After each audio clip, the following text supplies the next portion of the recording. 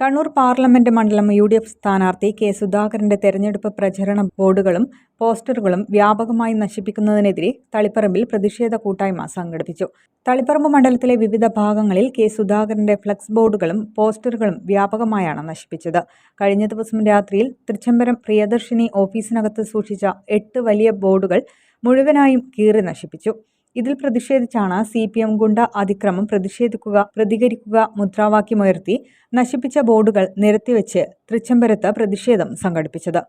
അവരുടെ ബാനറുകൾ നശിപ്പിച്ച്, അവരുടെ ഫ്ലക്സ് ബോർഡുകൾ കീറി, അവരുടെ ചുമരെഴുത്തുകൾ മായ്ച്ച്, എല്ലാ രീതിയിലും നമ്മുടെ നാട്ടിൽ സമാധാന അന്തരീക്ഷം നിലനിൽക്കുന്ന സ്ഥലത്ത് അവിടെ സംഘർഷമുണ്ടാക്കുവാനുള്ള കരുതിക്കൂട്ടിയുള്ള ശ്രമങ്ങളാണ് മാർക്സിസ്റ്റ് പാർട്ടി കഴിഞ്ഞ കുറേ നമുക്കറിയാം. ബോർഡ് കീറുക എന്നത്, പോസ്റ്റർ നശിപ്പിക്കുക എന്നത് മാർക്സിസ്റ്റ് പാർട്ടിയുടെ സ്ഥിരം കലയാണ്.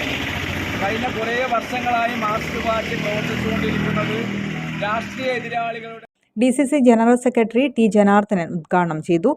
MN പൂമംഗലം അധ്യക്ഷത വഹിച്ചു. Block Congress president PK Saraswathi, Rajani Ramanand, advocate TR Mohandas, MV Raveendran, CV Somanathan, P. Gangadharan, KN Ashraf, TV Ashokan, Deepa Ranjith, KV Ashokan എന്നിവർ സംസാരിച്ചു. Media fort Kannur.